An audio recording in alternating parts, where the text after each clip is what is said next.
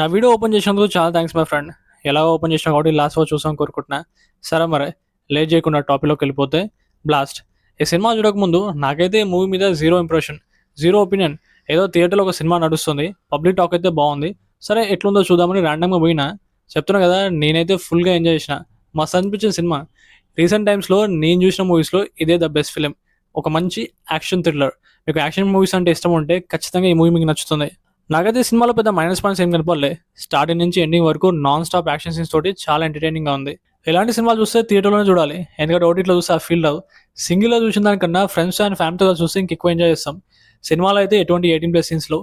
Unwanted scenes కూడా లేవు. కొన్ని బూతులు ఉన్నాయి. కాకపోతే వాటిని మ్యూట్ చేశారు. సో ఎటువంటి ప్రాబ్లమ్ లేకుండా ఫ్యామిలీతో కలిసి చూడొచ్చు. హోరాసా మాట్లాడుకుంటే మన ఇండియన్ ఫిల్మ్ ఇండస్ట్రీలో ఫిమేల్ సెంట్రిక్ యాక్షన్ మూవీస్ అనేవి చాలా చాలా రేర్. మన తెలుగులో సమంత నటించిన 'మా ఇంటి బంగారం' మూవీ జూన్ 19న రిలీజ్ అవుతుంది. అది మినహాయిస్తే నాకు తెలిసి మన తెలుగులో కూడా ఎక్కువ ఫిమేల్ సెంట్రిక్ యాక్షన్ మూవీస్ రాలే. మొత్తానికి 'black widow' and 'wonder woman' తర్వాత ఒక proper female centric action movie చూసినట్టు అనిపించింది నాకైతే. కేవలం 24 ఇయర్స్ ఉన్న ప్రీతి ముకుందన్ యాక్షన్ సీన్స్‌లో చాలా ఎక్సలెంట్‌గా పర్ఫార్మ్ చేశారు. ఆవిడతో పాటు యాక్షన్ కింగ్ అర్జున్ అలాగే అభిరామి కూడా చాలా బాగా పర్ఫార్మ్ చేశారు. నాకు ఈ సినిమా చూసినాక ఒకటే అనిపించింది. ఈ మూవీలో యాక్షన్ సీన్స్ అన్ని చాలా బాగా డిజైన్ చేశారు. ఈ మూవీ యొక్క స్టంట్ మాస్టర్ ఎవరు అని. సినిమా అయిపోయిన తర్వాత గూగుల్‌లో సెర్చ్ చేసి చూసిన ఫీనిక్స్ ప్రభు అంట. హోనస్ చెప్తున్న యాక్షన్ సీన్స్ అయితే కిరాక్‌గా డిజైన్ చేశాడు. నాకు ఒకటే అనిపించింది. ఇలాంటి టాలెంట్ ఉన్న డైరెక్టర్ టాలెంట్ ఉన్న స్టంట్ మాస్టర్ మన తెలుగులో కూడా ఉంటే బాగుండని. అలాగే ఒకసారి నేను ఫైట్ మాస్టర్ ఉన్న మూవీస్ లిస్ట్ చూసిన. అందులో 'మహావీరుడు' అనే మూవీ నేను ఆల్రెడీ చూసిన. ఆ మూవీ ప్రస్తుతానికి ఎంఎక్స్ ప్లేయర్‌లో తెలుగులో స్ట్రీమ్ అవుతుంది. ఫ్రీగానే చూడొచ్చు. నాకైతే ఆ సినిమా కూడా చాలా బాగా నచ్చింది. అందులో కూడా ఫైట్ సీన్స్ బాగుంటాయి. వీలుంటే ఆ సినిమా కూడా చూడండి.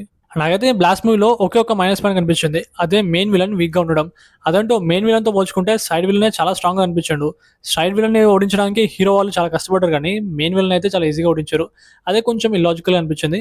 అది మినహాయిస్తే స్క్రీన్ ప్లే అయినా, యాక్షన్ సీన్స్ అయినా, యాక్టర్స్ పర్ఫార్మెన్స్, బ్యాక్‌గ్రౌండ్ మ్యూజిక్ ఇలా ఏ విషయంలో అయినా సరే సినిమా చాలా బాగుంది. మస్తు ఎంటర్‌టైనింగ్ అనిపించింది. ఇక మూవీ రేటింగ్ గురించి మాట్లాడుకుంటే ఈ మూవీకి నేనిచ్చిన పర్సనల్ రేటింగ్ 7.5/10. ఒకవేళ మీరు ఈ మూవీని ఆల్రెడీ చూసుంటే మీకేమనిపించిందో కామెంట్ చేయండి.